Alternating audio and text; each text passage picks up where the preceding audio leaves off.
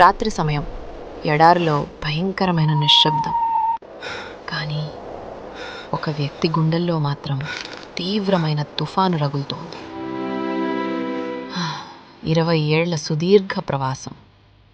ఒకవైపు తనను నిరంతరం మోసం చేసి వాడుకున్న సొంత మామ, మరోవైపు తనను చంపడానికి కత్తులు నూరుతున్న సొంత అన్న.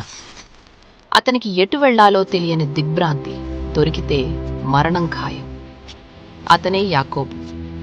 ఒకప్పుడు తెలివైన మోసగాడు, ఇప్పుడు దేవుని అపారమైన దయ వల్ల అత్యంత సంపన్నుడు. కాని ఆ సంపద ఏది ఈ రాత్రి అతన్ని కాపాడలేకపోతోంది. లాబాను ఇంటి దగ్గర పరిస్థితులు పూర్తిగా మారిపోయాయి.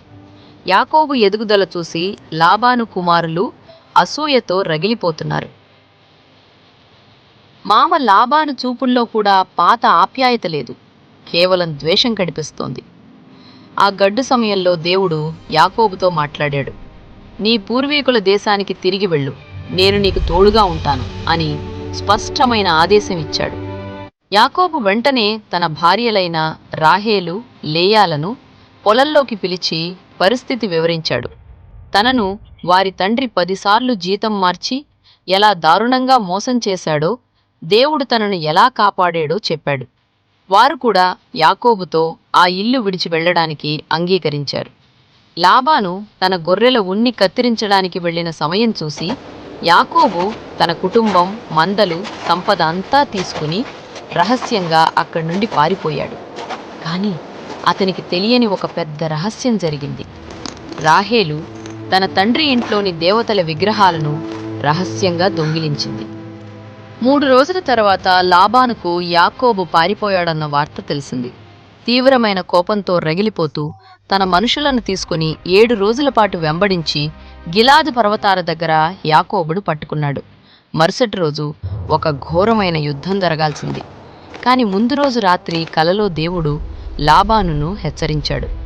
యాకోబుతో మంచిగాని చెడుగాని మాట్లాడవద్దు అని తీవ్రంగా గద్దించి ఆపాడు. ఉదయం లాబాను యాకోబు శిబిరంలోకి అడుగుపెట్టాడు. ఎందుకు పారిపోయావు? నా దేవుళ్ల విగ్రహాలు ఎందుకు దొంగిలించావు అని కోపంగా నిలదీశాడు. విగ్రహాల దొంగతనం గురించి ఏమీ తెలియని యాకోబు, నీ విగ్రహాలు ఎవరి దగ్గర దొరుకుతాయో వారు బతకరు, నా శిబిరంలో వెతుక్కో అని ధైర్యంగా సమాధానమిచ్చాడు. లాబాను ప్రతి గుడారంలో అణువణువు వెతికాడు.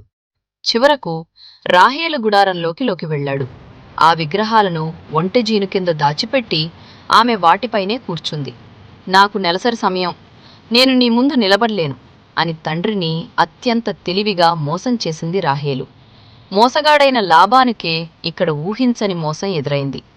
విగ్రహాలు దొరకలేదు. అప్పుడు బద్దలైంది యాకోబు కోపం. 20 ఏళ్లుగా పగలు ఎండకు కాలిపోతూ, రాత్రి చలికి వణుకుతూ తను పడిన కష్టం, 10 సార్లు జీతం మార్చి లాబాను చేసిన మోసమంతా ఒకేసారి కట్టలు తెంచుకుంది. దేవుడు నాకు తోడుగా లేకపోతే నన్ను ఒట్టి చేతులతో పంపించేవాడివి అని సింహంలా గర్జించాడు యాకోబు.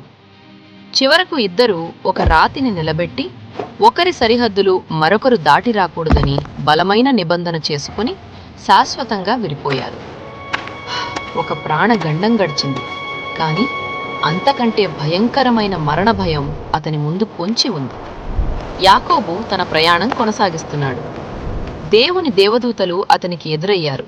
ఆ అద్భుత దృశ్యం చూసి ఆ స్థలానికి మహనయీము అనగా 2 శిబిరాలు అని పేరు పెట్టాడు. తన అన్న ఏశావును శాంతపరచటానికి యాకోబు ముందుగా దూతలను పంపాడు. వారు తిరిగి వచ్చి చెప్పిన వార్త యాకోబు గుండెల్లో ఊహించని వణుకు పుట్టించింది. నీ అన్న ఏశావు వస్తున్నాడు. అతని వెంట 400 మంది క్రూరమైన యుద్ధవీరులు ఉన్నాడు.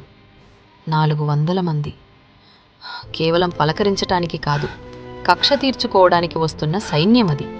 20 ఏళ్ల క్రితం అన్న ఆశీర్వాదాన్ని యాకోబు మోసంతో దొంగిలించాడు. ఇప్పుడు ఆ పగ తీర్చుకోవడానికి ఏశావు రక్తం మరిగిపోతూ వస్తున్నాడు. యాకోబు భయంతో వణికిపోయాడు. ప్రాణభయంతో తన మందలను, ప్రజలను 2 గుంపులుగా విభజించాడు. ఏశావు ఒక గుంపును నాశనం చేసినా కనీసం మరో గుంపైనా బతుకుతుందని అతని ఆఖరి వ్యూహం. ఆ రాత్రి యాకోబు దేవునికి తీవ్రమైన భయంతో కన్నీళ్లతో ప్రార్థించాడు. ప్రభువా, నా అన్న ఏసావు చేతిలో నుండి నన్ను, నా పిల్లలను రక్షించు అని ప్రాధేయపడ్డాడు. అన్న కోపాన్ని తగ్గించడానికి వ్యూహాత్మకంగా వందలాది జంతువులను కానుకలుగా గుంపులు గుంపులుగా ముందు పంపాడు. చీకటి కమ్ముకుంది. ఉత్కంఠ పెరిగిపోతోంది. యాకోబు తన భార్యలను, పిల్లలను, సంపదను యబ్బోకు నది దాటించాడు. ఇప్పుడు నది యువతలి ఒడ్డున యాకోబు ఒంటరిగా మిగిలాడు. ఎడారిలో కటిక చీకటి.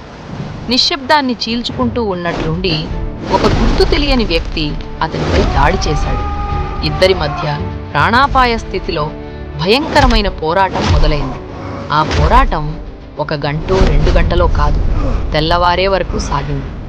ఆ వ్యక్తి మామూలు మనిషి కాదు, సాక్షాత్తు దేవుని స్వరూపం.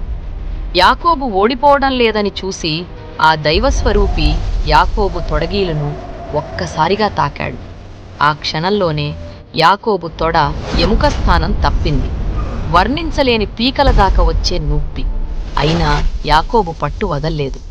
తెల్లవారుతోంది, నన్ను వెళ్ళనివ్వు అని ఆ వ్యక్తి అనగా తీవ్రమైన వేదనలో కూడా యాకోబు, నీవు నన్ను ఆశీర్వదిస్తేనే కాని నిన్ను వెళ్ళనివ్వను అని గట్టిగా పట్టుకుని వేలాడాడు.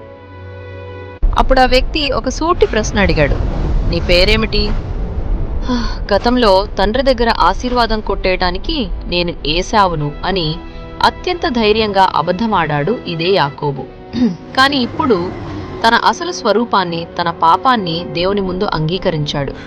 నేను యాకోబును, మోసగాడిని అని నిజం ఒప్పుకున్నాడు. అప్పుడు ఆ దైవస్వరూపి, ఇకపై నీ పేరు యాకోబు కాదు, నీవు ఇశ్రాయేలు, ఎందుకంటే నీవు దేవునితోనూ మనుషులతోనూ పోరాడి గెలిచావు అని అద్భుతమైన కొత్త పేరుతో ఆశీర్వదించాడు. యాకోబు ఆ పవిత్ర స్థలానికి పెనీయేలు అని పేరు పెట్టాడు. నేను దేవుని ముఖాముఖిగా చూసినా నా ప్రాణం దక్కింది అని ఆశ్చర్యపోయాడు. సూర్యోదయం అయింది. వెలుతురు పరుచుకుంది. యాకోబు నది పక్కన నడుస్తున్నాడు. కానీ అతని నడకలో స్పష్టమైన మార్పు వచ్చింది. అతను కుంటుతూ నడుస్తున్నాడు. ఆ కుంటుతనం ఒక సాధారణ గాయం కాదు, అది ఒక మహత్తరమైన గుర్తు. ఒక జిత్తులమారి మోసగాడు దేవుని చేతిలో పగిలిపోయి దేవుని రాజకుమారుడిగా రూపాంతరం చెందిన క్షణానికి అది సజీవ సాక్ష్యం. మనిషి తన సొంత బలంతో పరిగెత్తినంత కాలం భయం అతన్ని నీడలా వెంటాడుతూనే ఉంటుంది. కాని దేవుని పాదాల ముందు తన బలాన్ని వదిలేసి పూర్తిగా లొంగిపోయిన నాడే అతనికి నిజమైన శాశ్వతమైన విజయం సొంతమవుతుంది.